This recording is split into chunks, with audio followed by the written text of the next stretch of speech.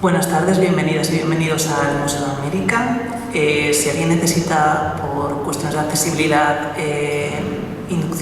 bucle de inducción magnética, se encuentra en el canal 3. Y nada, bienvenidos y bienvenidas a este coloquio que lleva por nombre Releyendo al MBL, contexto, obra y resistencia, y que abordará la obra del artista chileno. Una obra subversiva que nos habla de y desde los márgenes, conjugando narrativa, crónica, poesía, performance y fotografía, entre otras.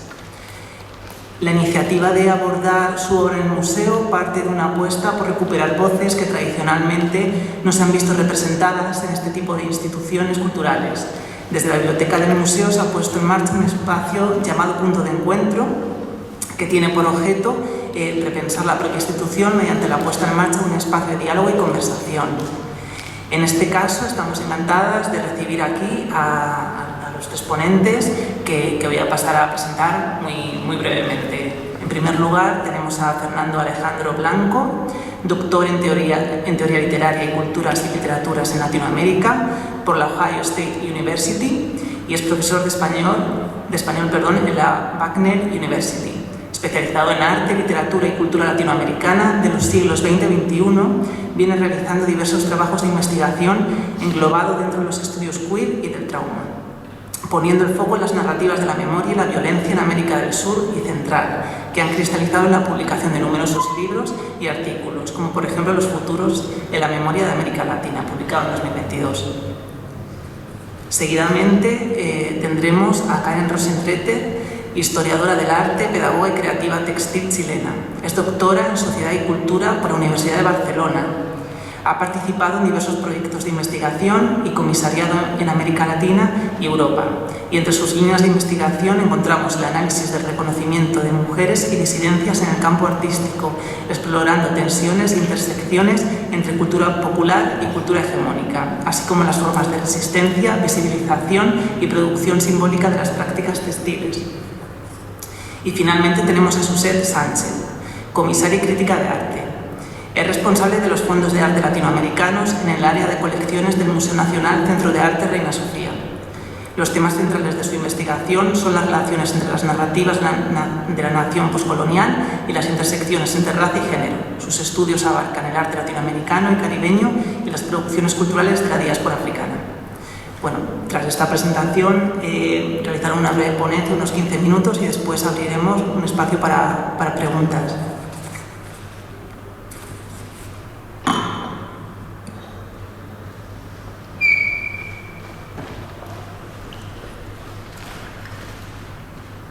¿Se oye? Y aunque no se oye.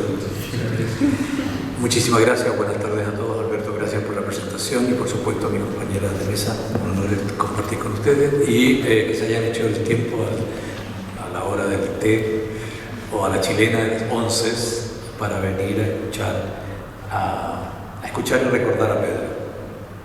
La conferencia que yo voy a presentar es una conferencia que tiene dos partes. La primera parte tiene que ver con mi propia relación con Pedro y con la presentación de la novela del año 2001 que me tocó realizar junto a Carmen Hertz. Y la segunda parte es una deuda que tengo con la comunidad trans travesti, porque en esa presentación, a pesar de que la novela evidentemente gira en torno a ese imaginario, yo preferí las líneas de el SIDA y la experiencia de la dictadura, que tenía que ver con el lugar donde se presentó. ¿Vale? Entonces, comienzo. Tengo miedo torero, o la necesidad tiene cara de hereje. ¿Quieren saber qué es ser travesti? Todavía no lo saben. Desde los 8 años es que estamos lejos de casa y hemos sobrevivido mínimo hasta los 35. Nos empiezan a perseguir a los 18, mucho más sistemáticamente, de forma explícita. Nos matan. Y ustedes siguen sosteniendo que no saben lo que es una travesti. No nos ven cuando somos niñas, nos ven cuando recién somos punibles.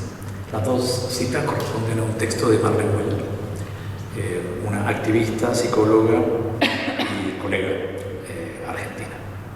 Los años se entremezclan en la memoria que se repliega sobre sí misma para recordar ese abril de 2001, en el que se presentó Tengo Miedo Torero en el ex Congreso Nacional de Santiago.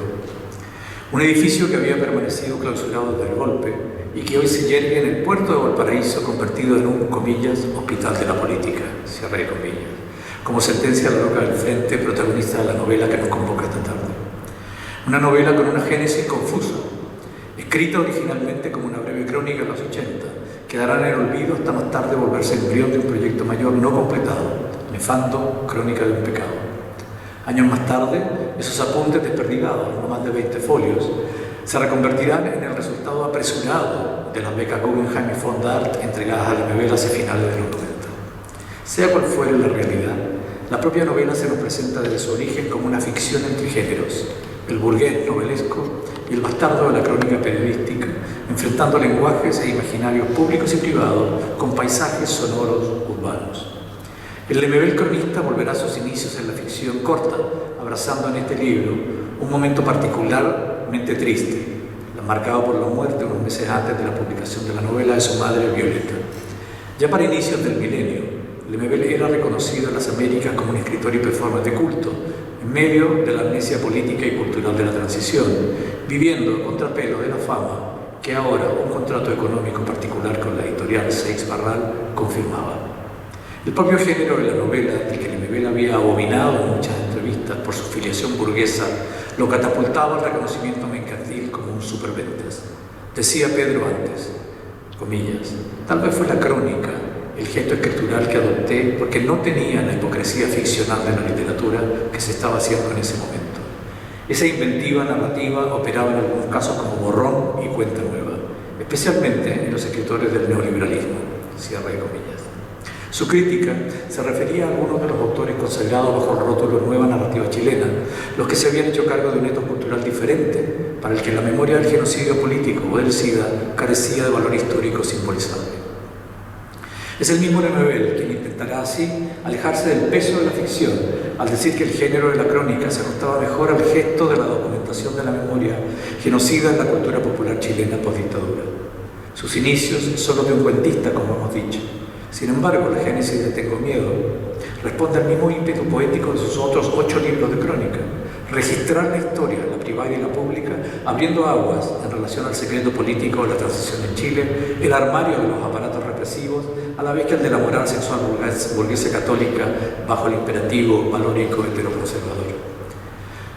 El mandato canónico de producir una mercancía prestigiosa para los mercados editoriales será, en el pacto asalariado para Lemebel, un vehículo subversivo del telos instrumental de la industria cultural y su refuncionalización mediante un trabajo simbólico, político e histórico en el que van a superponerse la gestión imaginaria de este personaje entrañable, la loca del frente, las experiencias subjetivas del travesti proletario con las del escritor y de la costurera en la ficción.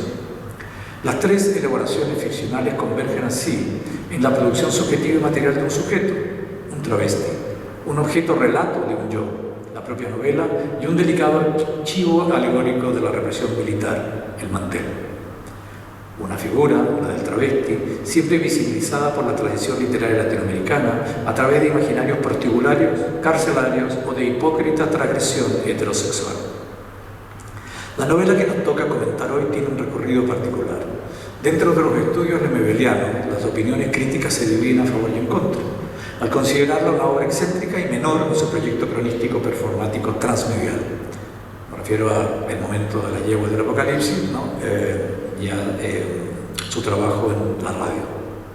De entre las muchas claves de lectura dadas por los diferentes críticos para esta novela en particular tenemos: es un romance homosexual, es la novela del melodrama, es la gran novela social, es una novela de la dictadura, es una novela neobarroca, es una novela neobarrocha, es la novela del post-boom. Solo unos pocos trabajos, como los de Tamara Figueroa y Christoph Kulawik, se hacen cargo de la matriz trans travesti en esta escritura. Digo que se mueven estos años en mi cabeza, pues 1986 me encontró de lleno en la universidad como estudiante de periodismo, mientras un joven maestro de artes plásticas, Pedro Mardones, 15 años más tarde, me pediría presentar su único trabajo de ficción literaria firmado como Pedro Lemebel. La otra persona convocada para ese acto fue la abogada comunista Carmen Hertz, viuda del periodista asesinado por la Caravana de la Muerte, Carlos Berger, padre del ex agregado cultural chileno en España, Germán Berger. La imagen que guardo de esa tarde es la de la visión de Pedro, enfundado en un traje rojo, ataviado con una boa de plumas coloradas, maquillada Montiel Taylor, atravesando en taco aguja una multitud de más de 1000 personas congregadas en el lugar en el que la legislatura y la democracia chilenas habían sido despedazadas 18 años antes. Para esta lectura decidí concentrarme en 2 temas de la novela: el SIDA y la dictadura, ambos centrales de sus primeros 3 libros. Sin querer, o porque era de suyo evidente, obvié la figura travestida del autor, la que hoy retomo como un saldo de deuda con la comunidad trans travesti. Al igual que otros autores de la última década, como Susie Shock, Camila Sosa Villada, Marlene Guayar, Mona Lisa Ojeda, Ariel Richards o la recientemente fallecida Claudia Rodríguez, Lemebel legitima en su voz travestida la solidaridad con las clases populares, el paria y el marginal, dándoles la posibilidad de identificarse a través de los signos del cuerpo y el habla trans. Hoy ya no resulta una sorpresa esta democratización de lo visible en relación con las minorías sexodisidentes, pero en plena pandemia del SIDA y bajo gobiernos represivos como el de Reagan en los 80 o las dictaduras militares reconvertidas, más tarde en estados transicionales de cuña conservadora, un macabro déjà vu hoy. Esto constituía un desacato que violentaba emancipatoriamente el juego regulador de las democracias. Homosexual proletario insistirá en varias entrevistas, comillas, porque ser pobre y maricón es peor, cierre de comillas, marcando su compromiso inflamado por la vergüenza frente al insulto, frente al rechazo de esa izquierda abiertamente homófoba. El mito de la militancia del Lemebel en el PC quedó de pleno descartado por él mismo con la lectura del poema Performance Manifiesto, en un acto contra la dictadura en el mismo año del magnicidio frustrado contra Pinochet, anécdota central del texto que nos convoca. No había lugar en las filas de la izquierda para alguien cuya experiencia de exclusión se resumía en los versos, comillas, tengo cicatrices de risas en la espalda, cierre de comillas. En esta segunda mitad de la presentación me centraré en algunos de los procesos de subjetivación trans-travesti y cómo estos mismos procedimientos se inscriben en la escritura y la estética literaria de Tengo Miedo Torero. Esto es básicamente lo que yo he estado trabajando en los últimos años y que tiene que ver con las maneras en las cuales las identidades trans-travesti, ¿no?, se producen subjetivamente. Es un trabajo, una investigación sobre lazos sociales y subjetivación. La primera de mis observaciones para la novela tiene que ver con la superación del binario verdad-ficción dentro del sistema de los géneros. Al igual que en el caso del trans-travesti, el ejercicio de producción subjetiva, o si se quiere, de simbolización, responde a la primera de las condiciones de la transidentidad: desasimilarse de la experiencia de sexuación psíquica del cuerpo biológico. La posibilidad de elaboración imaginaria de la propia identidad y del cuerpo que la acompaña complejiza las formas del acontecer del sujeto trans-travesti, haciendo que las relaciones compulsivas del binarismo se restrinjan a lo que Paul Preciado llama biocuerpos, la verdad social binaria, en oposición a cuerpos transgéneros, la ficción radical de lo anómalo, en los que las posibilidades de ajuste de los órganos al discurso se vuelven infinitas. Como infinito es el goce individual, que es lo que tengo en la cabeza mientras digo esto, la relación que establece normalmente un travesti prostibular entre cliente, ¿no?, y traba. Básicamente la fantasía del cliente que exige que ese cuerpo se modifique, cambie, se altere para satisfacer el pago de ese contrato. Esta primera regla del sexo-género como constructo social desmontado se puede replantear también en la escritura de la novela en términos de variaciones. El escritor travesti, comillas, quiere mejorar una imagen que asume, dominando un proceso que lo lleva a variar voluntariamente y sin malestar las expresiones del género femenino de acuerdo con la exigencia libidinal pauteada por el contrato, ya sea este un contrato editorial o un contrato sexual. Al nivel específico de la textualidad, el pacto amoroso de la novela es el que irá modulando las posiciones subjetivas de la loca, de acuerdo con los registros del universo sonoro que sostiene el andamiaje sentimental o melodramático del relato. Esta es la cultura popular que gestiona el aprendizaje revolucionario del protagonista. Ciertamente la estructura narrativa de Tengo Miedo responde mejor a la situacionalidad de los actores y a los contratos intersubjetivos que se pactan entre ellos, canciones, que a la pauta canónica del género de la novela, en tanto registro de un determinado orden social dominante. La travesti protagonista no solo es una ex prostituta calva y desdentada, un cuerpo cadavérico que no busca la solución radical quirúrgica al impasse biológico que le permita el pase absoluto hacia la mujer y por ende acceso al cuerpo de Carlos, sino que por el contrario, descansa simplemente en el sostén de la palabra, en el espacio de lo lingüístico que es fundado por esta singularidad del yo travesti escritor.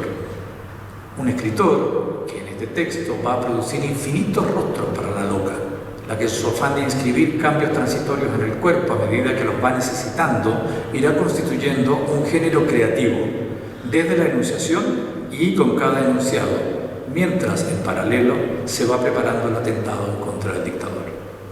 De manera contigua en el texto se configuran los rostros de esta loca de acuerdo con esta pauta. Carlos, al tiempo que su registro a modo de diario indirecto va dejando como estela de sus actos performáticos en la casa, el picnic, la huida, la despedida, el relato que se inscribe en la historia. Por un lado, en el mundo ficcional, una ex prostituta vuelta costurera y en la realidad, el cronista. Carlos y la loca remedian alegóricamente el pacto contractual del prostíbulo, en el que, en vez de producir esta fantasía sexual del cliente, el travesti, en este caso la loca, asume el rol del ayudista, dentro de un supuesto vínculo amoroso que desde su posición sostiene la relación entre ellos, mientras la solidaridad ideológica y de clase opera como lazo social revolucionario desde la posición de Carlos. La loca en la novela será amante imaginaria, actriz hollywoodense, eco de otros ideales femeninos del canon travesti latinoamericano, como El beso de la mujer araña, o en novelas del neobarroco cubano como Arturo, la estrella más brillante, o Cobra. Paradojalmente, la diferencia entre las mencionadas novelas del Caribe y las del Cono Sur es que desde la historia de las dictaduras en la región cordillerana, el fantasma del cómplice civil pesa sobre el personaje de la loca, pero con un signo inverso, como hemos mencionado, el del ayudista. Lemebel, a diferencia de los autores mencionados, se inscribe en un pacto autobiográfico, toda vez que el propio autor travestido ha presentado cada uno y todos sus libros. Este pacto se fortalece todavía más en los textos de su segunda etapa, en los que su yo travesti se ha configurado como causa material y materia pregnante de todas sus historias, de esta realidad lingüística literaria sobre la cual va dejando señas biográficas que cualquier lector puede seguir sin problemas. El segundo elemento al que me gustaría dedicar unas ideas es la condición del hilado, el entramado del texto y el mantel, el que aparece en la bibliografía sobre la novela, conectado a los mitos griegos de Penélope y Aracne, destacando la posición de espera o de castigo y una posible fuente de empoderamiento de lo femenino. Para la novela, sin embargo, la posición de la costurera, un oficio habitual en los años 60 y 70, cuando mujeres y hombres acomodados tenían sus sastres o modistas habituales, se nos presenta acá de una manera diferente. Coser, hilar, al igual que maquillar o peinar, son tecnocosméticas subversivas que constituyen el saber del travesti, el saber ancestral precolombino que en el bioproceso modifica psíquica y físicamente su apariencia. Es un trabajo precioso que coloca al sujeto travesti siempre como una identidad inacabada o en proceso en la relación del lazo con el otro. Siempre está produciéndose, ¿no?, para un otro. Al igual que se altera el cuerpo mediante estas prácticas, Lemebel refigura la forma novelar desde el mecanismo retórico de la catacresis. Esta es una idea que tenía Jim Franco en 2004 y que me parece importante retomar aquí. Y es la figura retórica que conecta todas las lecturas de Lemebel con el barroco o el neobarroco. Esta figura, junto con otras, permite colocar una palabra de manera improcedente o inadecuada e incluso opuesta para dar cuenta de una experiencia que carece de significante o referente real en el repertorio social. De un modo prelingüístico, si se quiere, o prelengua, el escritor trans, al igual que el escritor del barroco clásico o del neobarroco caribeño, interviene en el cuerpo textual desplazando el mecanismo de semiosis infinita del travesti real en obra ahora hacia un lenguaje literario que lo homologa. La falta inicial, no hay figura inicial para el travesti, el vacío de ese signo será hilado, cosido, remendado, plegado, replegado, surcido, utilizando retazos de sentido que se utilizarán toda vez que una acción, acontecimiento o relación intersubjetiva en la que uno de los términos sea ocupado por la posición del trans se produzca. Esta poética de lo inacabado, de lo que está siempre en posibilidad de acontecer en relación al otro, pone en tensión lenguajes, hablas, registros, imaginarios, epistemes, estéticas y por sobre todo el vacío de la materia de un cuerpo signo que se rellena con el alma del travesti. parafraseando a Deleuze, para permitir visibilizar un régimen sensible y un sentido común de un mundo. Una última observación que me parece pertinente en relación a esta subjetividad travesti es el lazo materno.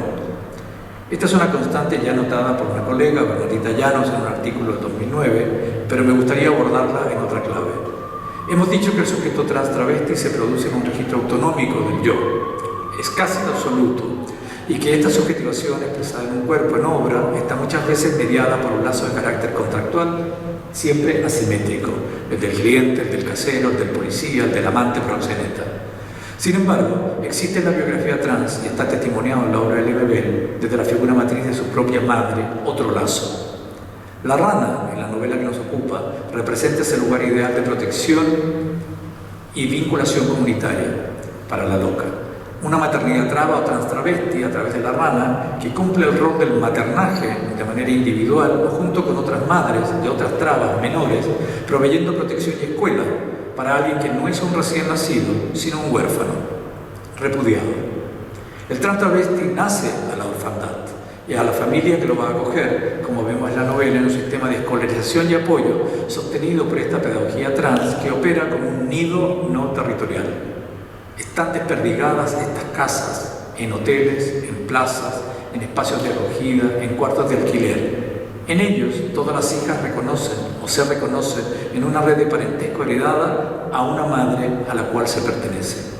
Esta filiación funda un lazo central de la experiencia travesti, un lazo amoroso que, sin embargo, no impone, como en el vínculo burgués, patriarcal y católico, un ideal sobre el cuerpo y la psiquis de esa hija, sino que al contrario produce un espacio seguro para, parafraseando a César Vallejo, dejar que cada una de ellas sea digna de su propio arte. Gracias.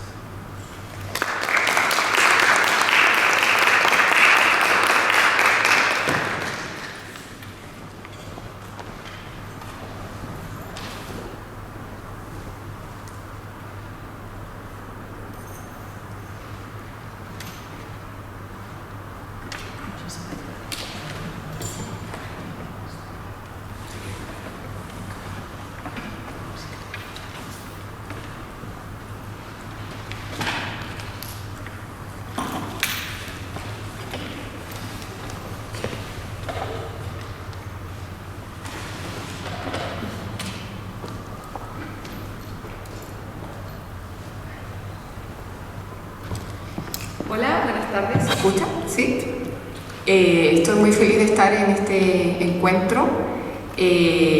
Agradezco esta mesa maravillosa que me tocó compartir con Suset y Fernando. Y la invitación del museo, en realidad. Fascinada de que se abran estos espacios a exponentes tan significativos y ricos de analizar como es Pedro Lemebel, que tiene muchas variantes de las cuales podríamos tirar, muchos hilos de los cuales podríamos tirar por mucho rato. Yo voy a hacer una breve referencia al contexto sociopolítico de Pedro Lemebel para entender un poco de dónde viene esta relación de Pedro Lemebel con la cultura popular, con los sin voz, con los espacios invisibilizados de sus escritos, de su performance y de su trabajo en general. Brevemente, los orígenes de Pedro Lemebel fueron muy humildes. En el año 52 creció en el Sanjón de la Guada, que es un territorio bastante particular en la historia de Chile, de la zona central, que analizaré más adelante y que marca de lleno lo que es su trabajo literario. Fue hijo de un panadero y de una empleada doméstica. Tuvo una infancia marcada por la pobreza, la discriminación. Estudió en escuelas públicas, donde también sufrió mucha discriminación y maltratos que él mismo relata en gran parte de sus trabajos literarios y en sus cuentos específicamente. Y estudió pedagogía en la Universidad de Chile, carrera de la cual se terminó desinteresando al paso del tiempo, cuando vio que también nuevamente iba a ser discriminado por su condición de homosexual y polémico, como él mismo se autodenominaba. Desde esta estructura social que marca su vida de exclusión, muchas gracias, y discriminación, aparece la obra de Lemebel que tanto cala en distintos espacios y que hoy en día está teniendo un reconocimiento a nivel internacional. El Zanjón de la Guada me interesa comentarlo porque es un espacio histórico, que es un cauce natural, que ahora está convertido en un parque, Víctor Jara, en el cual le tocó vivir un proceso de abrazar mucha pobreza y discriminación también por los años 50, 40 y 52, cuando se produjo el nexo del campo a la ciudad en un proceso de industrialización que se vivió en Chile,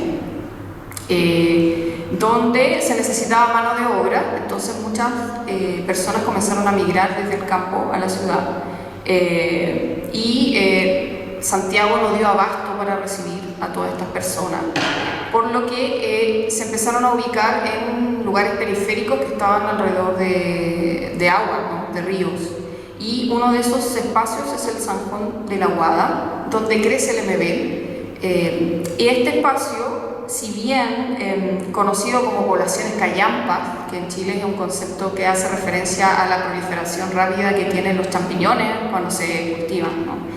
Llegó a tener entre 6.000 y 5.000 familias solo viviendo ahí en condiciones realmente complejas, sin agua, sin electricidad, y ese es el contexto en el que crece Lemebel y que marca mucho de su obra y esa conciencia social que está presente en todo su trabajo escritural y también performático. Uno de sus libros, en lo personal uno de los más potentes que me ha tocado analizar y releer muchas veces, justamente lleva el nombre del lugar donde él creció, que es el Zanjón de la Guada. Estas crónicas urbanas que fueron publicadas en 2003 marcan esta relación de Pedro Lemebel con los desprotegidos, con los sin voz, y marcan también este interés de generar espacios de democratización cultural para que estas personas también sean reconocidas.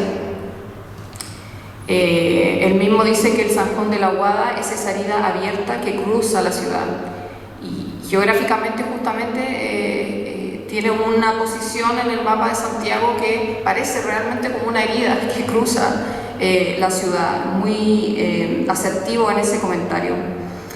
Pero el contexto que marca ya profundamente el trabajo de Lemebel, por supuesto que es el contexto de la dictadura. Lamentablemente Chile, yo como migrante chilena, una de las cosas que más se me reconoce cuando la gente se da cuenta que soy chilena es la dictadura chilena.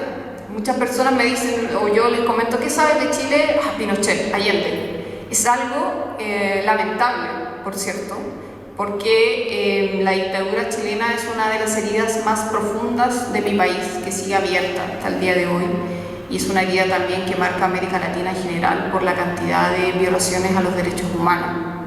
El Museo de la Memoria constata aproximadamente más de 3.400 víctimas fatales, y hasta el día de hoy hay más de 1.100 personas desaparecidas.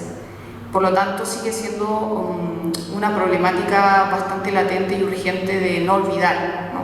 En este contexto comienza a desarrollarse la obra plástica performática de Lemebel, un contexto que estuvo marcado por una desigualdad social brutal.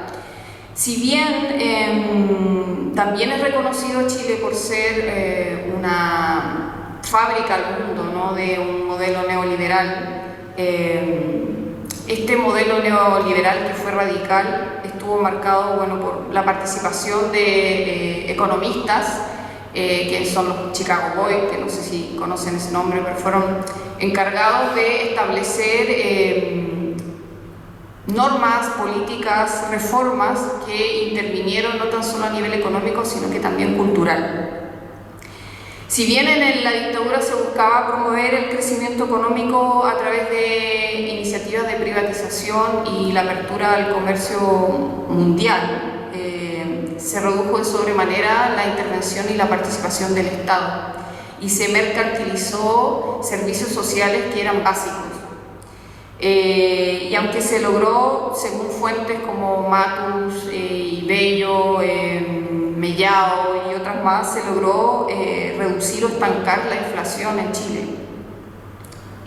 Los costos en el nivel de la pobreza aguda que generó y la desigualdad social siguen pesando hasta el día de hoy.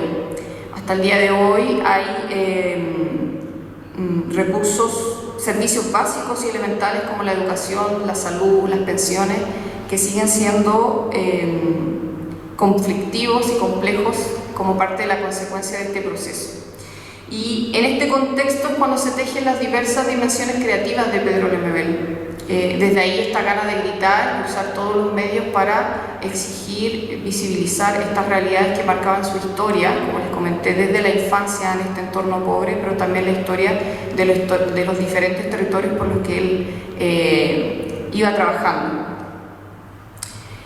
Un contexto de censura total donde se censuró los medios de comunicación, instancias educativas, culturales, por cierto, y también muchos artistas intelectuales, muchos artistas, pensadores, literatos fueron perseguidos, exiliados y silenciados. En ese contexto es donde surgen las yeguas del apocalipsis, como una forma de resistencia cultural y artística, pero hay una constante asociación de la obra de Pedro Lemebel a un grupo que tuvo mucha relevancia en esta época, que fue la escena avanzada, concepto acuñado por la teórica Nelly Richard, que si bien Pedro Lemebel tenía muchas amigas, sobre todo mujeres feministas asociadas a este movimiento artístico y crítico, con Fernando Casas, que forman las yeguas del apocalipsis, no sentían que se alineaban con el ideal que ellos tenían en su trabajo. Si bien tenían mucha coherencia en lo que respecta a alineamientos de izquierda y temáticas vinculadas a la visibilización de la violación a los derechos humanos, las yeguas del apocalipsis iban mucho más allá. La escena avanzada es reconocida justamente por ser un grupo de artistas que, si bien estaban dentro del sistema del arte, buscaban interpelar a la sociedad en ese entonces a través de propuestas interdisciplinarias, de performance, pero seguían siendo artistas dentro del mundo del arte. En el caso de Pedro Lemebel, él apuntaba, y las yeguas del apocalipsis apuntaban a incorporar esos espacios silenciados y poco reconocidos de la sociedad, que poco tenían que ver con este mundo oficialmente artístico, que muchas veces dejaba fuera otras disciplinas u otras formas de creación. En ese contexto me tomo ahí una licencia. Existen diferentes mecanismos de resistencia que se levantan contrahegemónicamente durante la dictadura, y hay muchos exponentes teatrales, exponentes literarios, performáticos, como las mismas yeguas del apocalipsis. También están las prácticas textiles, ¿no? Y menciono el caso de las arpilleras, porque Lemebel tenía una constante alusión al coser, al bordar, al tejer, y las arpilleras son una manifestación artística que surge desde los márgenes, pero que logra tener un impacto internacional hasta el día de hoy, igual que el trabajo de las yeguas del apocalipsis. Hago un paralelismo ahí. Para los que no saben, las arpilleras son piezas textiles que fueron realizadas por mujeres que no pertenecen al mundo oficial del arte, en contextos de pobreza, y que salieron al extranjero. Hoy en día hay arpilleras en todo el mundo. Hay arpilleras en el Museo Reina Sofía. Aquí tenemos a una representante del museo que sabe bien de lo que hablo. Hay arpilleras en el Museo de Arte Contemporáneo de Tokio, hay arpilleras, han pasado por el Victorial del Museo, que son consideradas hoy en día obras de arte, pero inicialmente no surgieron desde ese contexto, al igual que lo que de alguna forma intentaba hacer Pedro Lemebel con las yeguas del apocalipsis, ¿no? Su interés no era llegar principalmente a los museos, sino que irrumpir todos los espacios habidos y por haber para gritar, comunicar, ¿no? Una de las tantas expresiones que se me queda de las entrevistas y documentales, de distintos materiales audiovisual que se le ha hecho a Pedro Lemebel, tiene que ver justamente con esto, de leer, pero leer en todo sentido de la palabra para ver más allá. Y eso es justamente lo que Lemebel le criticaba a los artistas de su época y que criticó hasta el final de su vida, es que los artistas se acomodaban muy fácil en el mundo artístico y dejaban de ver sus entornos y dejaban de alguna forma de salir de esos espacios higiénicos, ¿no? De la lucha, de la resistencia. Es por eso que él buscaba darle voz a los invisibilizados y de alguna forma sentía que él no pertenecía a ninguno de estos espacios. Eso según entrevistas de sus amigos y personas que trabajaron con él, muchos coinciden en varias ocasiones, que he tenido la posibilidad de conversar con algunos, que Pedro Lemebel se sentía desarraigado del alma. Eso era una expresión que él constantemente repetía, se sentía como un desarraigo vivo, no sabía cuál era su lugar, siempre estaba en esta búsqueda. Es imposible no pasar o hacer una pequeña referencia, yo sé que Fernando ya lo hizo y seguramente a lo mejor también lo va a hacer Suzette, ¿no? De esta instancia en que Lemebel se dedica a interpelar a los que podían haber estado de su lado, ¿no? El Partido Comunista, que en ese momento podría haber sido como llevar la bandera de lucha, ¿no? En plena dictadura con respecto a todo lo que estaba pasando.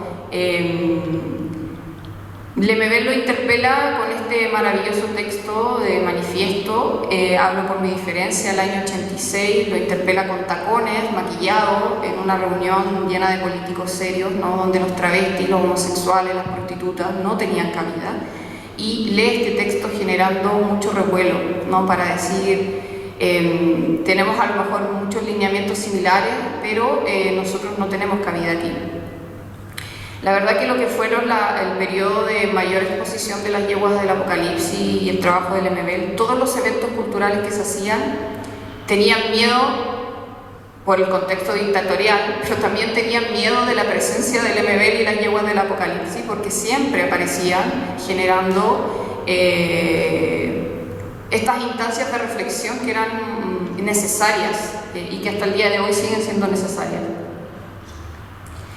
Pelea como Lemebel aparece por muchas calles de Chile, este graffiti. Creo de las ciudades que he podido estar, Talca, Valparaíso, Santiago, siempre hay algún graffiti que conmemora a Lemebel, algún escrito.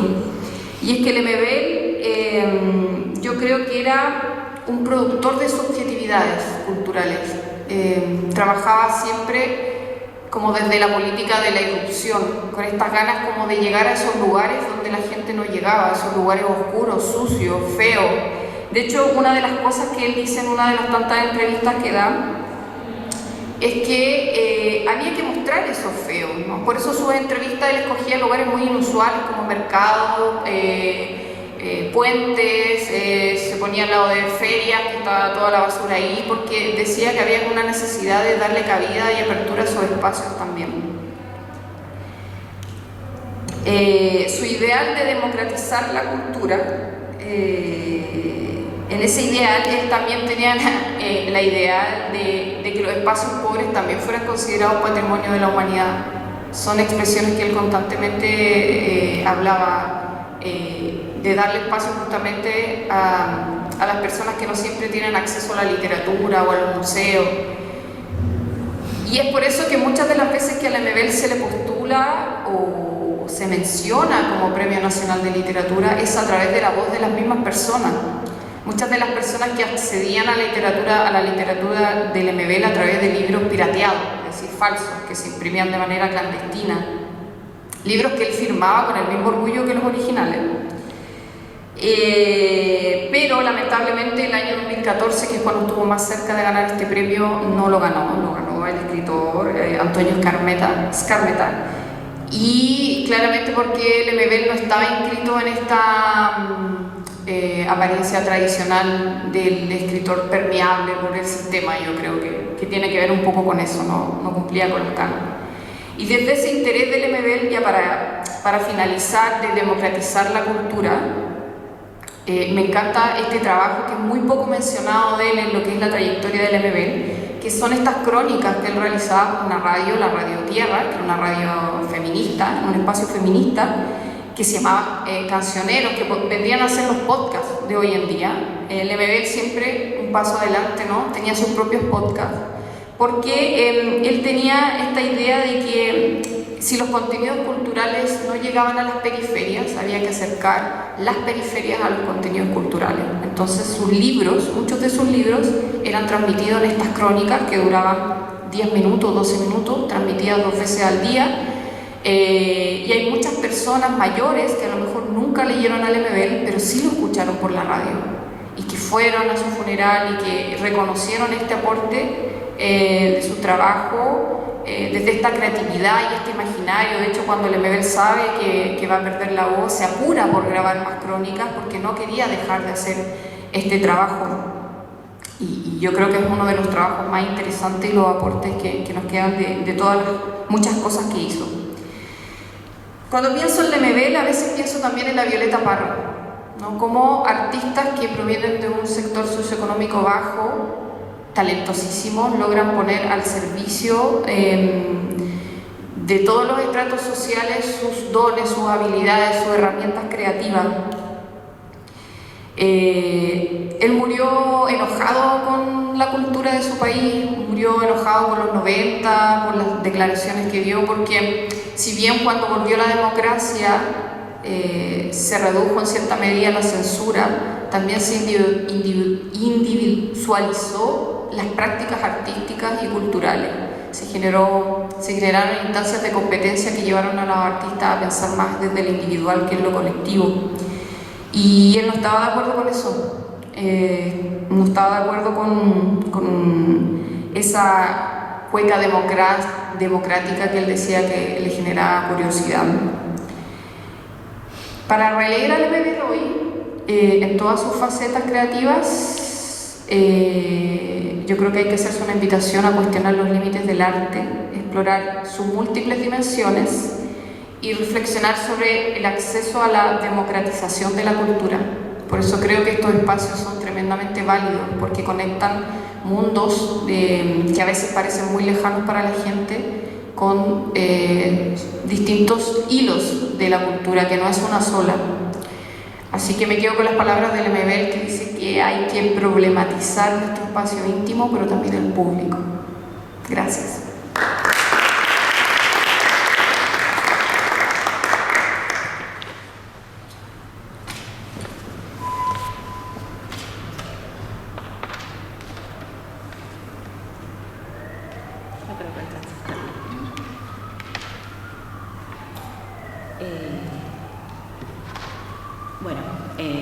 Muchas gracias, Karen, Fernando. Es un privilegio y un reto, pero además ahora mismo creo que tengo mucho miedo, Lemebel, ¿no? de hablar, porque evidentemente hacerlo después de 2 intervenciones tan viscerales, pero además con tanto conocimiento, ¿no? Sobre el trabajo y, digamos, que lo precede toda vuestra escritura también sobre el trabajo de Lemebel. Para mí, que no soy especialista en la obra de Lemebel, pues evidentemente supone un desafío. Voy a pasar muy rápido, ¿no? Porque ya han habido en las intervenciones anteriores algunas referencias al trabajo de Lemebel en colaboración, ¿no? Con Francisco Casas, con la Pancho Casas, como le gusta autodenominarse, en el colectivo Yeguas del Apocalipsis, y simplemente un poco también, ¿no?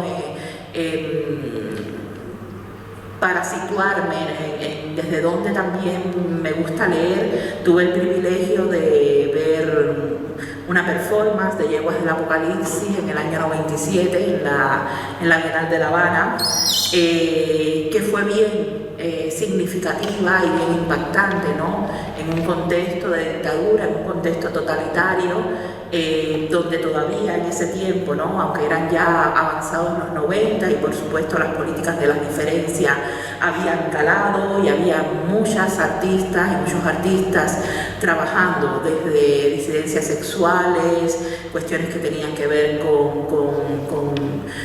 la presencia o la agencia política de diferentes tipos de corporalidades y subjetividades, todavía seguía siendo, ¿no?, en Cuba un momento de complejidad, de mucha censura, y de hecho durante esa Bienal de La Habana planeó mucho la censura, ¿no?, sobre estos proyectos. Entonces, simplemente pasar muy rápidamente por el trabajo en colaboración que supuso Yeguas del Apocalipsis, pero que a la vez es un trabajo que también atraviesa la propia práctica performativa del MBL, que ocurre de manera simultánea, es decir, no hay un antes ni un después, sino que a la vez está, ¿no?, como que hilvanando todo el lenguaje que también trabajaba, o digamos las estrategias de construcción del sentido que trabajaban las yeguas, está presente en la práctica del MBL. Y vamos a ver luego, cuando nos adentremos en algunas de sus performances específicas, cómo hay toda una serie de recurrencias, de semiosis, de signos que se van a repetir, que tienen que ver con lo religioso, con la corporalidad, también, digamos, con esa noción del espacio público como un espacio de intervención precisamente donde están viviéndose esas tensiones a las que aludía Fernanda entre lo público, lo privado, pero sobre todo lo privado en esos espacios intermedios como los que aludía Fernando, que puede ser el prostíbulo, que puede ser un espacio de intimidad, pero una intimidad que se socializa, ¿no?, de manera problemática, de manera subversiva, etc. Simplemente paso, ¿no?, unas diapositivas rápidas para ilustrar, ¿no?, este trabajo y algunas de las referencias también a las que se han hecho con anterioridad, para centrarme como tal en la figura del MBL y en su práctica performativa, digamos, más ya en solitario.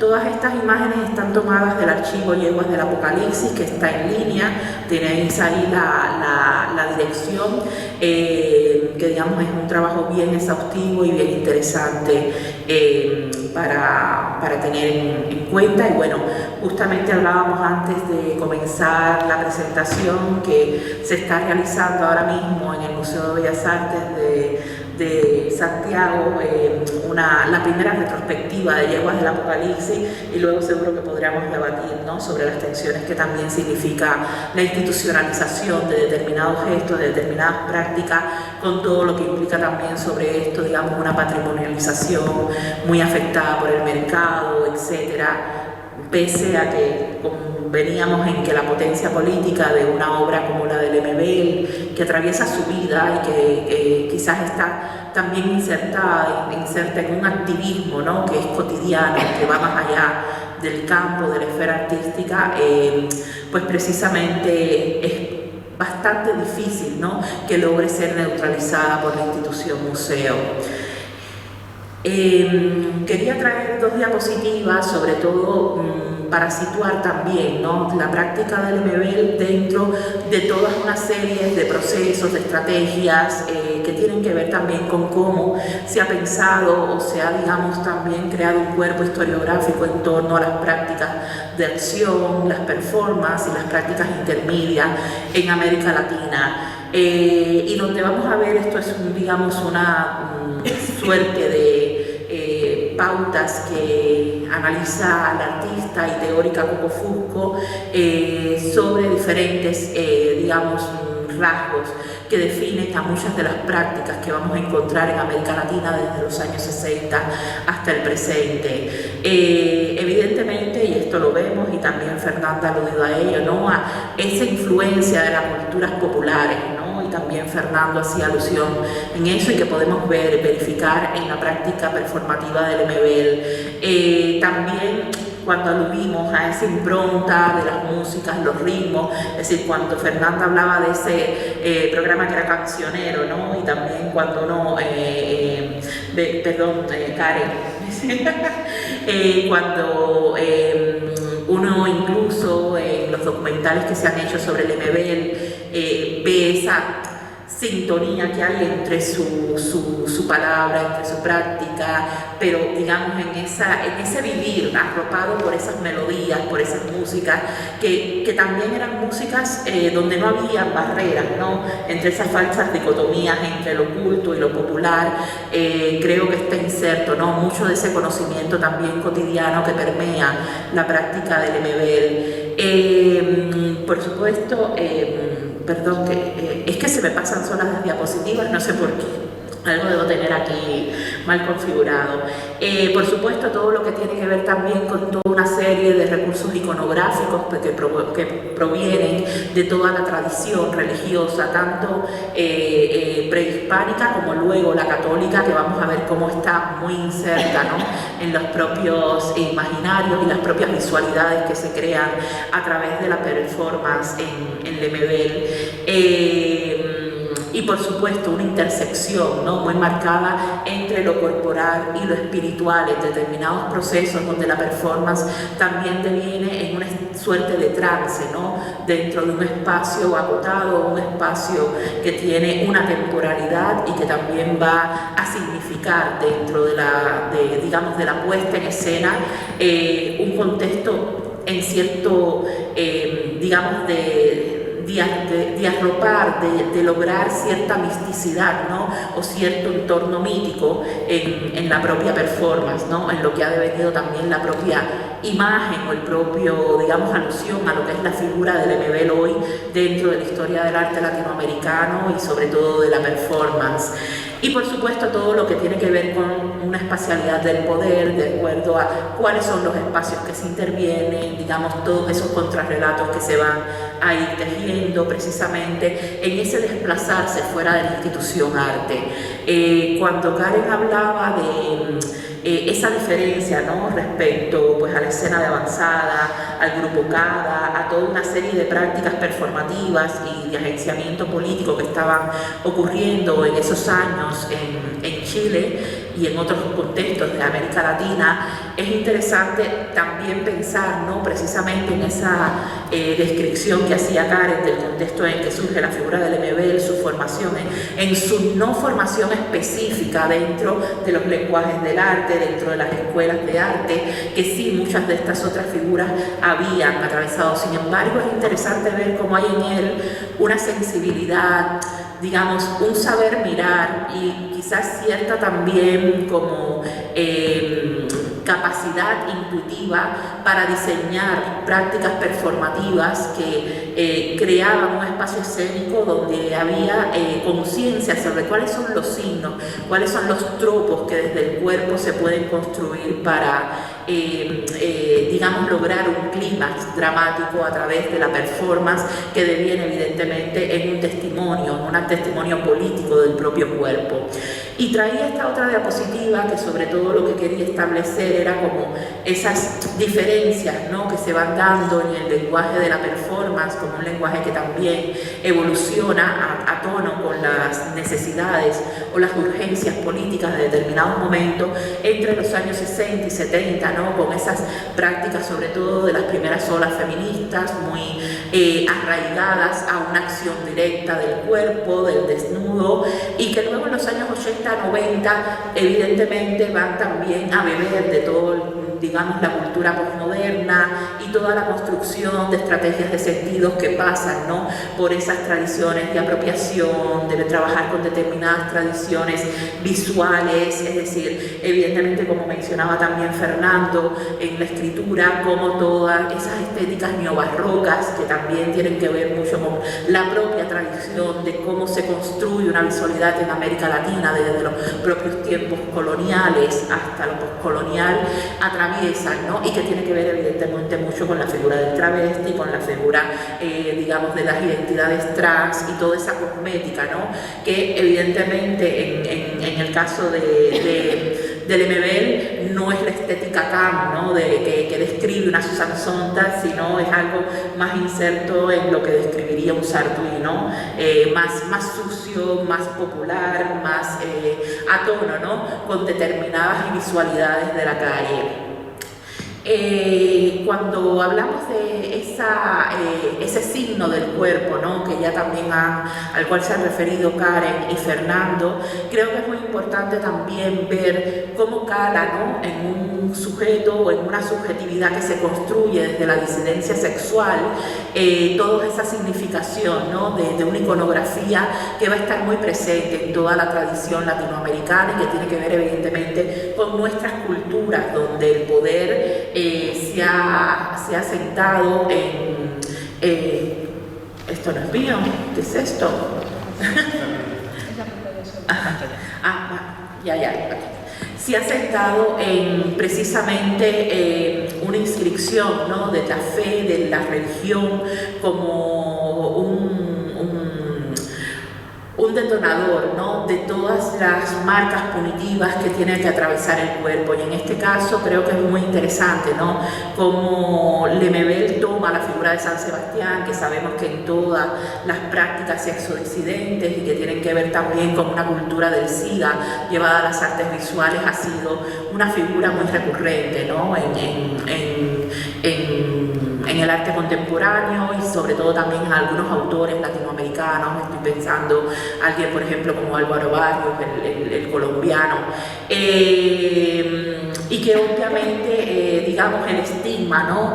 También de toda la pandemia del SIDA va a atravesar, ¿no? Esa corporalidad encarnada desde la cual construye Lemebel un accionar sobre su propio cuerpo. En este caso también es una imagen muy conocida que tiene que ver con esa práctica, digamos, performance, pero a la vez participación, ¿no? Como activistas por los derechos LGTBI+, en la celebración del orgullo gay en Nueva York, pero que además estaba muy relacionado también con una propia crítica, ¿no? A ese establishment, a ese sistema mainstream desde el cual también se van a leer determinadas estéticas sobre la homosexualidad, ¿no? Y sobre todo un consumo global de determinadas políticas de la diferencia que también van a establecer puntos de tensión con cómo se vive desde América Latina, ¿no? Y evidentemente, una vez más, también toda la parafernalia, ¿no? Que alude a esa simbología religiosa, a ese cuerpo encarnado, ese cuerpo atravesado por la crisis del SIDA. Y voy a callarme para ver pedacitos de fragmentos de registros de performance que he tomado, sobre todo de los documentales que hay sobre el artista. Creo que es más interesante verlo que escucharme a mí.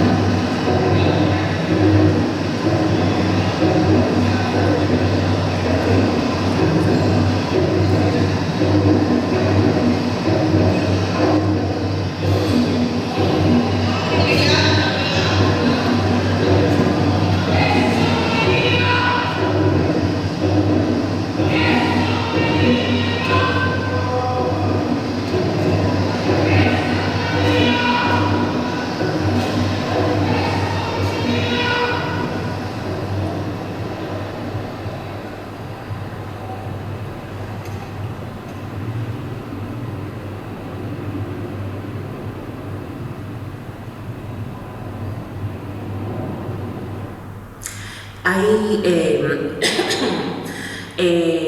digamos, todo un componente, ¿no?, que tiene que ver con el dolor, con un dolor que no es un dolor representado, sino con un dolor que atraviesa, un dolor que se encarna, un dolor que realmente es físico y que se convierte en una metáfora perfecta precisamente de todo ese contexto que se estaba describiendo y que tenía que ver evidentemente con esa sensación de marginal, de ser un marginal en un contexto donde no solamente su identidad sexual, sino también el propio hecho de participar de una ideología desde la cual también se le está expulsando, ¿no? Porque no es el ideal de hombre nuevo, no es el ideal de esa masculinidad perfecta, ¿no?, que tiene que encarnar al sujeto revolucionario, ¿no?, en las ideologías de izquierda.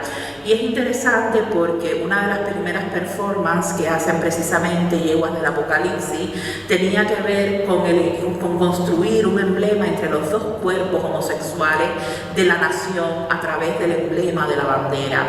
Y es interesante porque en esta, digamos, otra escenificación que hace Lemebel, donde asume, ¿no?, se traviste del emblema, ¿no?, la patrona de Chile, la patrona de Santiago, que es la Virgen del Carmen, que es además, digamos, la esfinge a través de la cual se desfilan las procesiones cuando se celebran también, digamos, ciertos actos militares. Es también interesante ver cómo está encarnando el travesti, ¿no?, el cuerpo del homosexual travestido, el emblema de una nación, pero de una nación que se construye míticamente, ¿no? Entonces creo que ahí también hay un elemento de ritualidad disidente, de ritualidad que entra a disputar el espacio de esas personas sin voz, de esos cuerpos invisibilizados o esos cuerpos arrastrados hacia los márgenes de la historia para construir.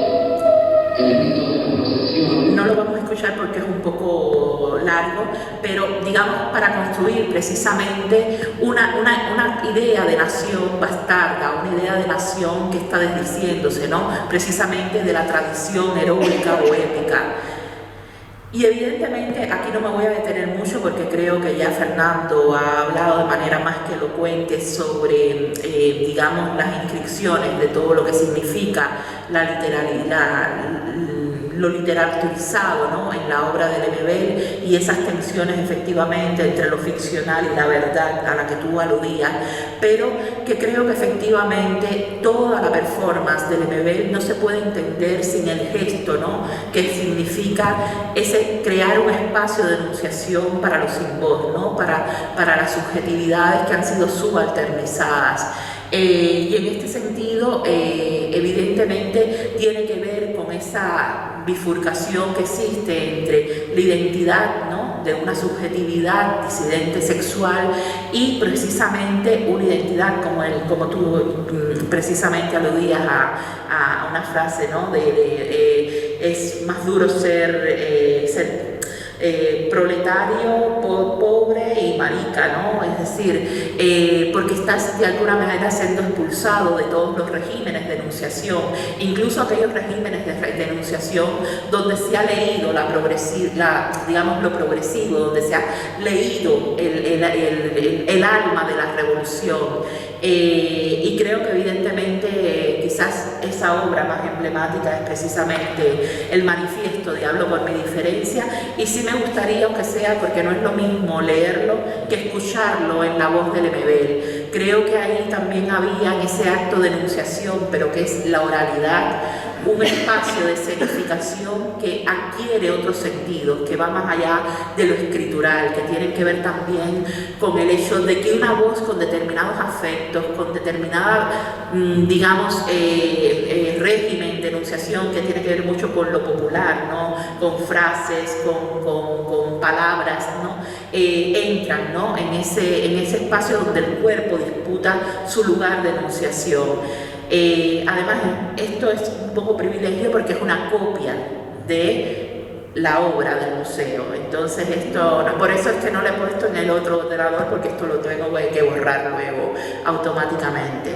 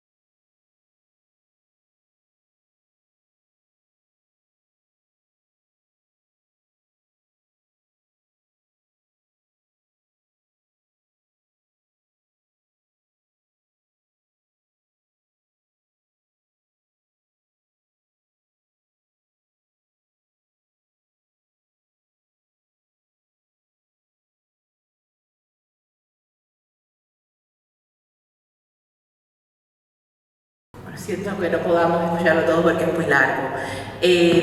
Y bueno, evidentemente otro de los signos, ¿no? Además del cuerpo, y que evidentemente todo esto está, es decir, es transversal, no podemos hablar de los signos de una manera autónoma en Weber, tiene que ver con ese rojo que tiene evidentemente tintes comunistas, pero que también tiene que ver con el rojo de la sangre o con el rojo incluso de la sangre enferma, ¿no? De la sangre atravesada por el virus.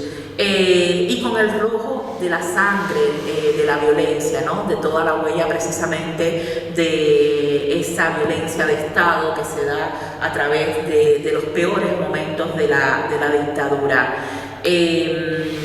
Esta fue una performance también que realizó Lemebel en precisamente una zona bastante aislada del país donde habían centros de detención y donde evidentemente muchos cuerpos desaparecieron.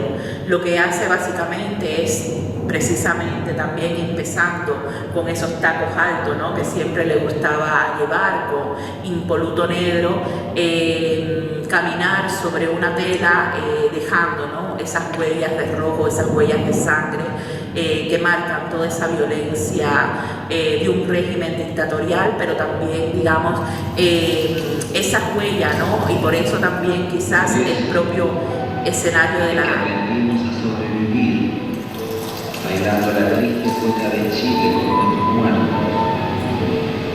Los llevamos a todas partes, pegados como una sombra tibia en el corazón. Con nosotros viven y van plateando de luna nuestras caras rebeldes. Ellos son invitados de honor en nuestra mesa y con nosotros ríen, y con nosotros comen y con nosotros bailan y ven tele y también apuntan a los culpables cuando aparecen en la pantalla hablando hipócritamente de amnistía y reconciliación. Nuestros muertos están cada día más jóvenes, cada día más vivos, cada día más frescos, como si rejuvenecieran siempre en un eco subterráneo que nos cansa, en una canción de amor que nos renace, en un temblor de manos donde no se seca la humedad confiada de su luna despedida.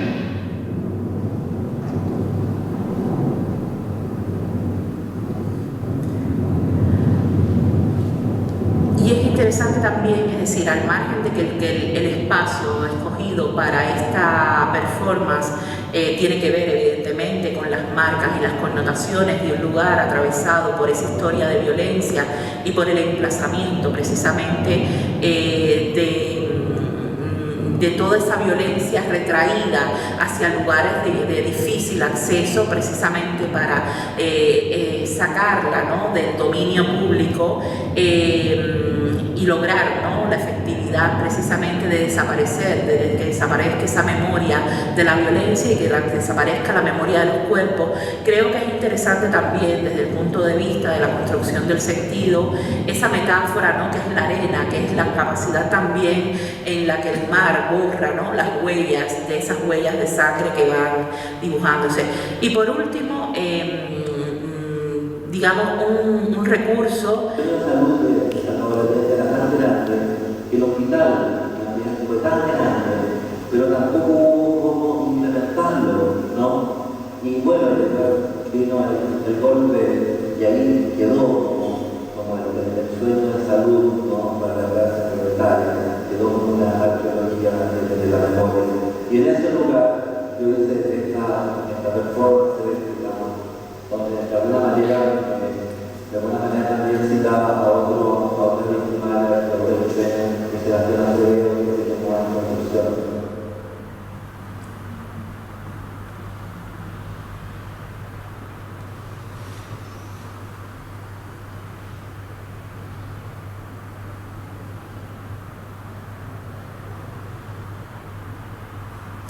Otro de los elementos recurrentes, tanto en la obra de yeguas del Apocalipsis como del Lemebel es precisamente la utilización del fuego, es decir, por una parte tiene que ver también con el uso de un material como el neopren, que era un material usado, ¿no?, para colocarse, ¿no?, para drogarse, pero altamente inflamable y con todos los efectos que eso podía traer, y que tiene que ver también con esa lectura desde los márgenes, desde los espacios de marginalidad, desde los espacios violentados, ¿no?, por esa criminalización o esa ubicación o localización de los cuerpos de las clases más populares, de las clases más desfavorecidas, en lugares siempre de entredicho, ¿no?, en lugares donde la violencia, la cotidianidad de una práctica que puede entenderse como, digamos, marginal, sí, es decir, también adquiere un significado. Y creo que en este caso también es muy interesante en las secuencias de performance donde Lemebel utiliza el fuego, esa connotación evidentemente tan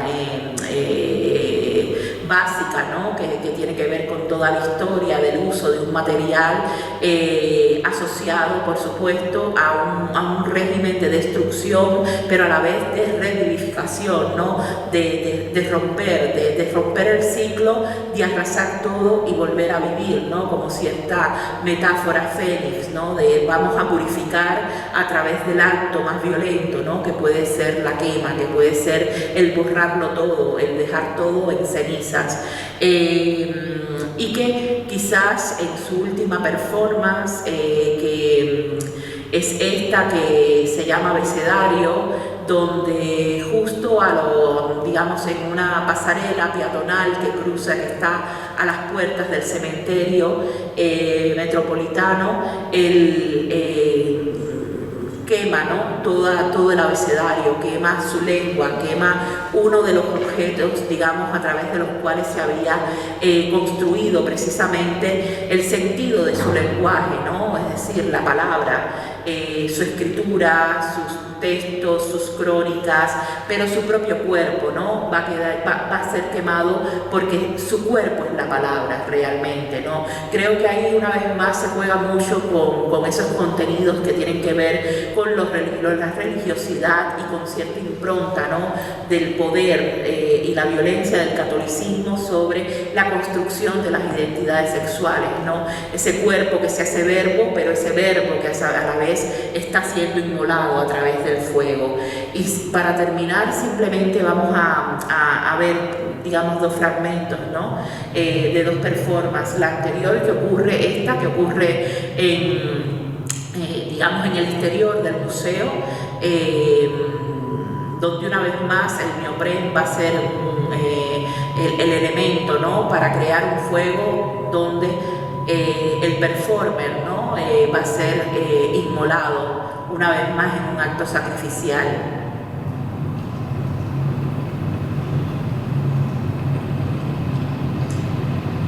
La obra se llama Desnudo bajando la escalera, obviamente aludiendo a esa obra emblemática, ¿no?, de Duchamp.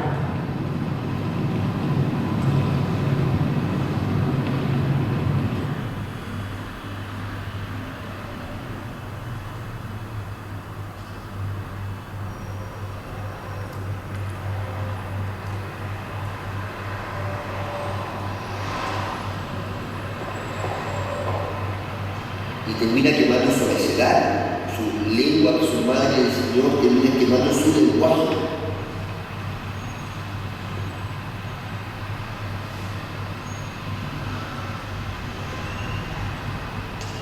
Porque no va a volver a escribir nunca más.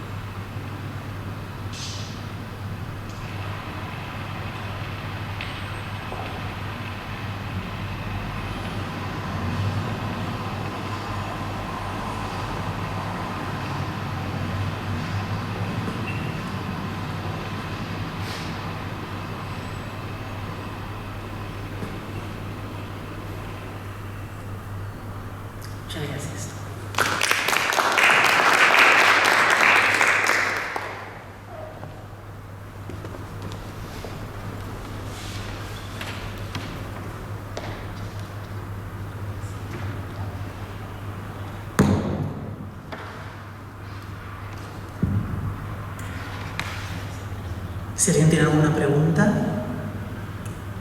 ¿os apetece comentar algo? A mí sí me gustaría quizás, yo creo que siempre me gustaría, si alguno de los ponentes, bueno, gracias primero, muy interesante escuchar a los tres. Quería saber un poco cómo es en la actualidad el legado o la imagen que tiene Pedro en Chile, ¿no?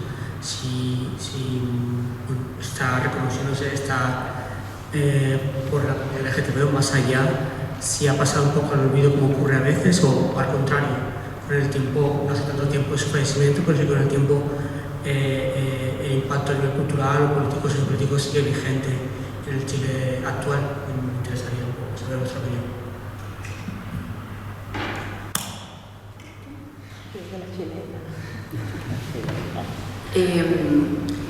Yo creo que el MBL está viviendo en este momento como un resurgimiento desde lo que fue el estallido social, por ejemplo. Aparecieron muchas imágenes, como decía, del MBL, graffiti, pero lo interesante es que no es desde las instituciones, sino que es desde la gente. Yo creo que el MBL siempre ha estado en una camiseta, en un graffiti. Lo siguen pirateando mucho porque su obra estuvo paralizada por conflictos legales entre su familia. No se sacaron libros del MBL, entonces conseguir un libro del MBL era complejísimo.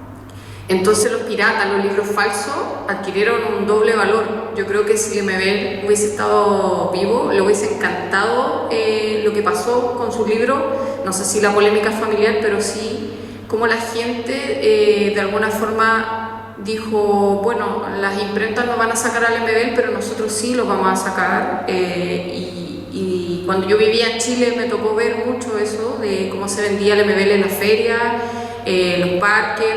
Entonces, de cierta manera, yo creo que siempre ha estado, pero ahora ese resurgimiento que yo te comento creo que es desde la institucionalidad.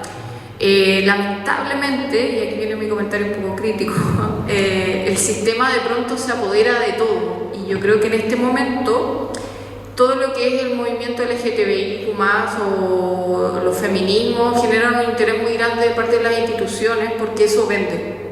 Y ahí hay que tener cuidado también en cómo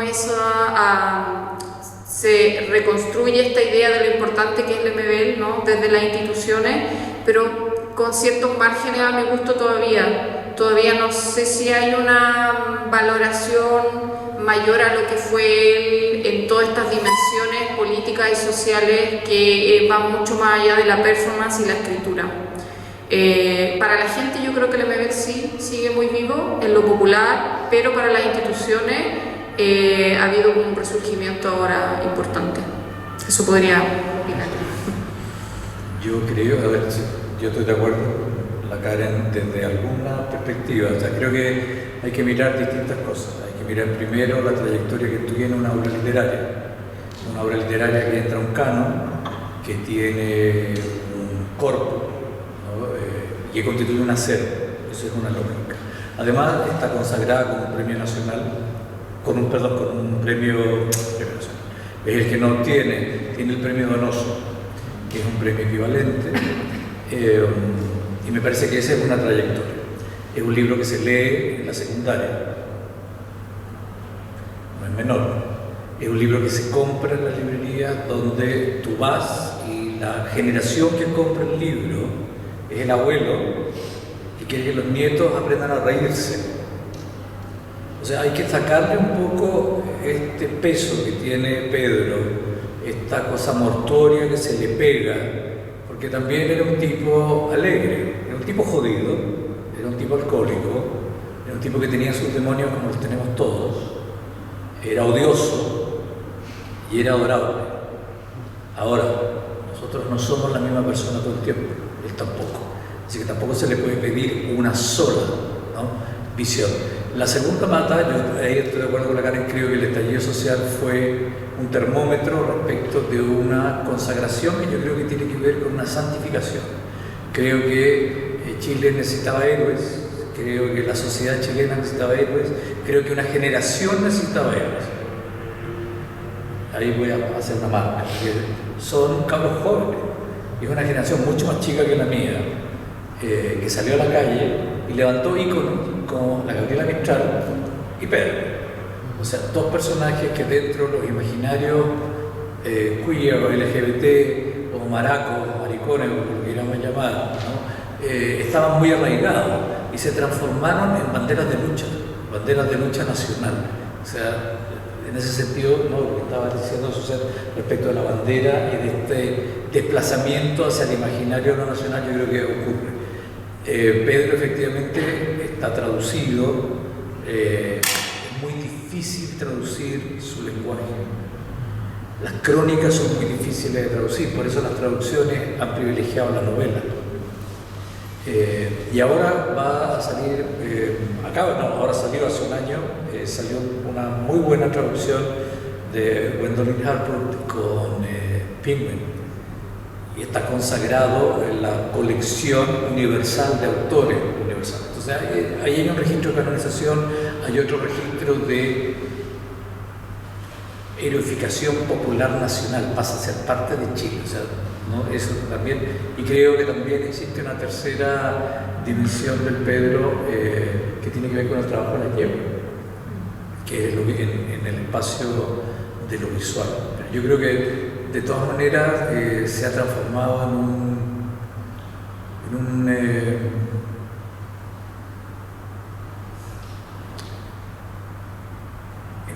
no quiero decir que sea ni un libro, ni un autor, es un símbolo. O sea, ha pasado a estos panteones nacionales. Voy a decir una estupidez. El Condorito y Lemebel, ¿no? O Pelotillehue y el Zanjón de la Guada son imaginarios que van sin juicio moral y sin ideología de la mano. O sea, popularmente yo puedo identificarme con eso, ¿no? Entonces me parece que en ese sentido está. Y la amenaza de la institución, del museo, Pedro la tenía súper clara. Y la respuesta del MBL hubiera sido: yo te voy a comer. Me vendí, o vendí esto, o hice esto otro, pero él no tenía ese juicio que nosotros tenemos respecto de decir: oye, no lo hagas, porque te vas a contaminar. Pedro hubiera dicho: yo ya nací cagado, estoy contaminado, o sea, y tengo que comer. Entonces esa cosa de la superestrella, que es la otra visión del MBL, que algunos críticos han tomado, ¿no?, y han tratado de darle, yo creo que él la calculó perfectamente. Y por eso hay dos momentos claros en su obra: los primeros 3 libros de crónica y los que vienen después de la novela, donde él es el centro. Y ahí hay otra conversación.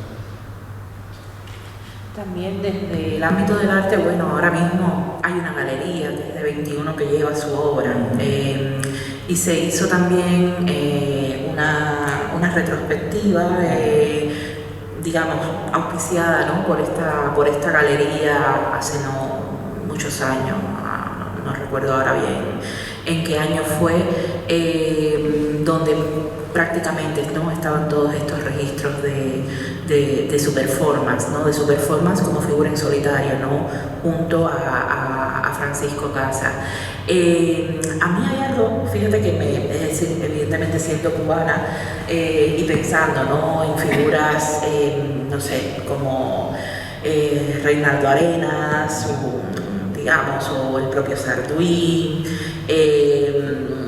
sí me interesa mucho, ¿no?, pensar esa militancia, ¿no?, esa militancia dentro de la ideología, de las ideologías de izquierda y, digamos, dentro de las pautas del comunismo, ¿no?, y con todas las contradicciones, ¿no?, que evidentemente él expresaba a partir de su disidencia sexual, pero que también entiendo que para una gran parte de la comunidad sexodisidente podía ser Lemebel una figura también incómoda.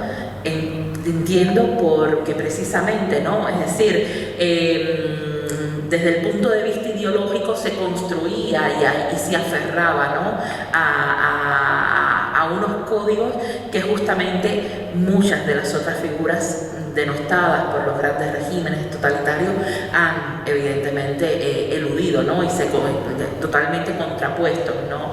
Entonces, en ese sentido sí me gustaría mucho conocer vuestra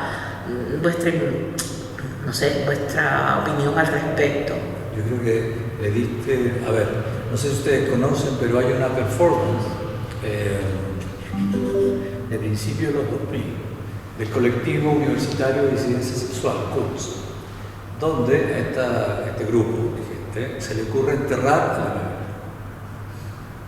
Porque hay una polémica a propósito de un performance de Felipe Rivas, donde Felipe Rivas se masturba frente a una imagen de Allende. Y Allende, ¿no?, para Pedro, independientemente de todo el juicio histórico que pueda haber, hay ciertas cosas que no se tocan. No se tocan. Allende era una de esas. La Gladys era otra. Y varias de las amigas más cercanas de Pedro que eran militantes del PC. Y deciden enterrarlo y hacen una especie de procesión con un ataúd, porque Pedro se niega en un concurso, o se retira de un concurso donde se presenta esta obra. Entonces, evidentemente, tampoco todo el movimiento es homogéneo, lo que tú estás diciendo, ni tampoco la izquierda es completamente homogénea. Hay gente de la izquierda para la cual Pedro era un cacho. O sea, desde que empieza la democracia y Pedro interviene, ¿no?, con la Mancha en un acto de inauguración de la transición chilena, donde van a estar presentes, bueno, está Erwin presente, pero van a estar los próximos presidentes de Chile, entre comillas, ¿no? Y ellos ponen homosexuales por el cambio, o por la democracia, enfrente, y aparecen y desaparecen, ¿no? Entonces yo creo que hay efectivamente una tensión. Yo creo que Pedro nunca se terminó de acomodar en ese sentido. Trataron de acomodarlo, trataron de venderlo como acomodado, pero yo no creo que él hubiera escrito antes que Anochezca. ¿Entiendes? O sea, lo que hizo Reinaldo, y yo entiendo, obviamente. Pedro, como anécdota, siempre decía: yo pensé que me iba a morir de SIDA y voy y me muero de cáncer. O sea, le estuve huyendo al SIDA todo el tiempo, que era el gran fantasma de mi generación. O sea, el SIDA aparece en el 82, 83, 84 y nadie tenía mucha idea, así que hubo por lo menos, claro, hubo unos cuantos años donde todo el mundo no tenía la conciencia que había que tener respecto de cómo, ¿no?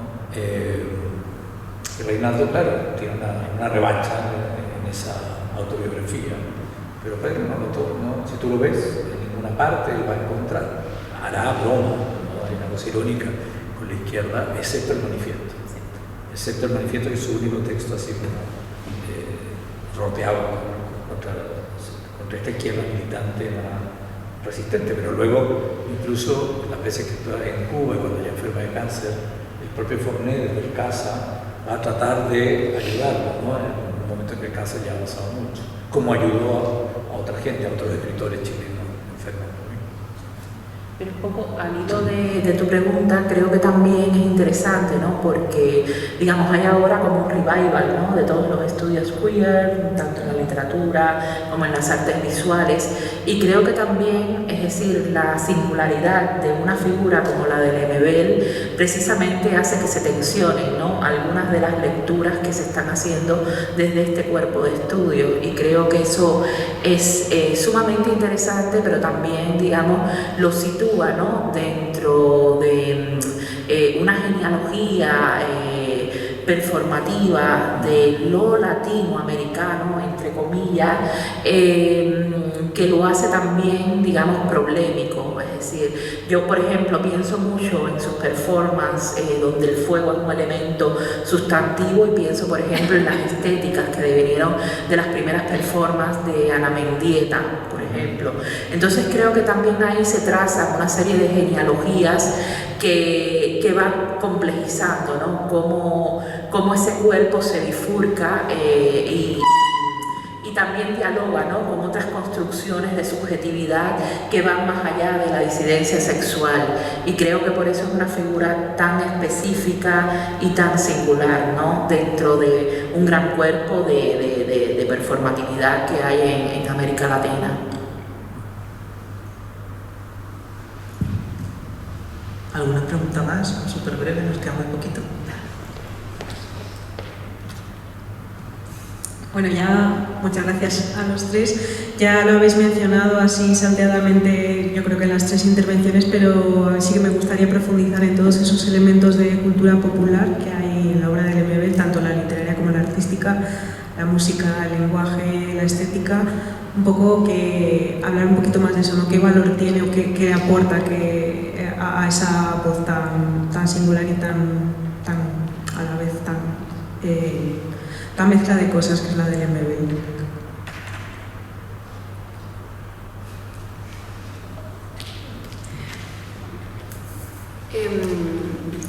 Yo creo que es un personaje muy interesante cuando se trata de hablar de cómo se conecta la cultura popular con la alta cultura, justamente por la intención que él también le puso a todo su trabajo en vida.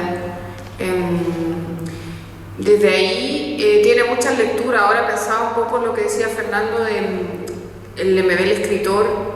Yo creo que tiene mayor cercanía a la cultura popular que el Lemebel artista performance en la Reina Sofía. Yo estoy segura que mucha gente en Chile no tiene idea que el Lemebel está expuesto en un museo de reconocimiento internacional, pero sí ha visto su libro en alguna feria o ha escuchado por ahí alguna de las crónicas de radio. Entonces, a mí me parece súper interesante cómo sobreviven estos muchos Lemebeles, ¿no?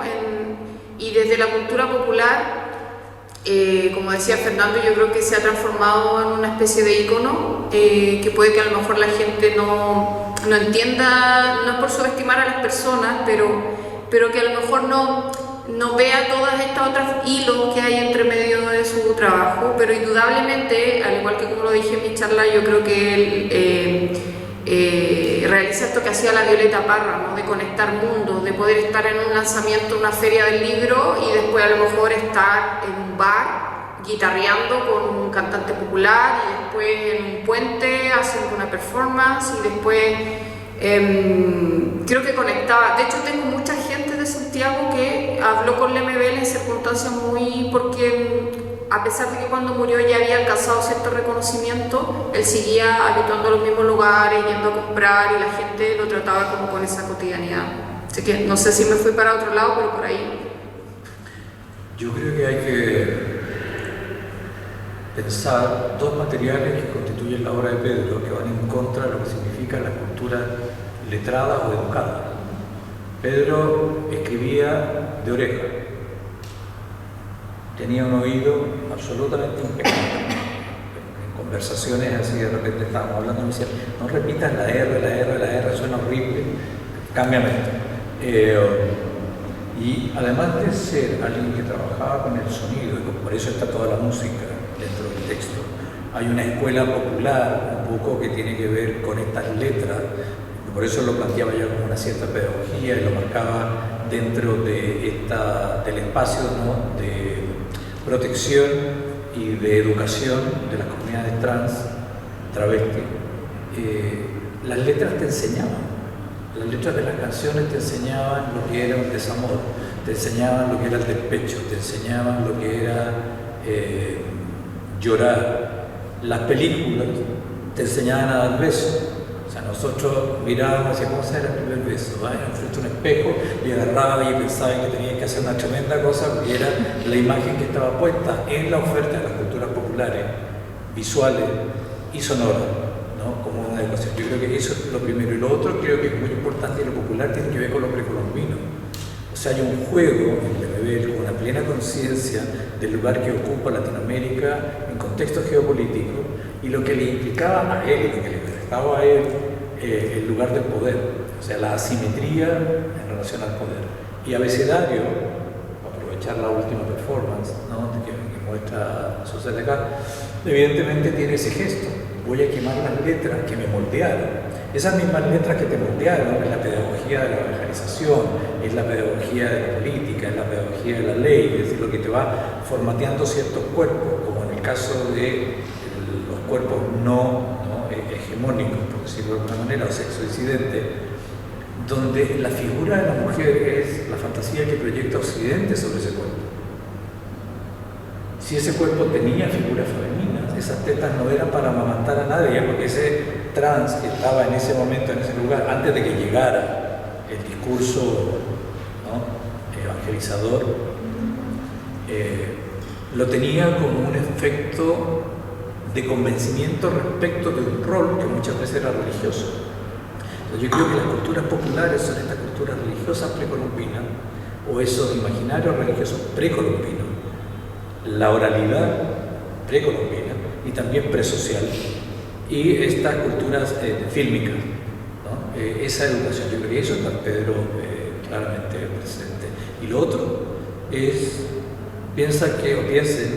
pensemos en que en los años 90 vuelve la democracia y aparece la nueva narrativa.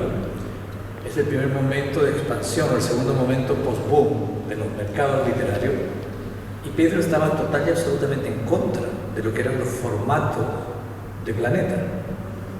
Porque tú leías una novela y te las leías todas, sabías más o menos qué es lo que había que consumir, se habían definido los nichos para los cuales había escritores, escritura de mujeres, escritura de esto, escritura de lo otro, y Pedro tenía, yo creo que ahí también hay otra cosa, yo no sé si es popular, pero es presocialización, que es este juego de mezclar palabras, producir palabras, como en el COA, o como con los niños cuando están empezando a hablar. Creo que eso, por ahí serían los elementos que yo marcaría como parte de su poética, si quiere. Bueno, muchas gracias por tiempo, no podemos continuar, pero ha sido muy interesante. Quiero daros las gracias y también, sobre todo, por si alguien se anima, tenemos el próximo jueves un taller de arpilleras con Karen, que nos hablará un poquito más. Quedan un par de plazas, así que si alguien se anima, que se inscriba desde el formulario que hay en la página web del museo. Muchísimas gracias.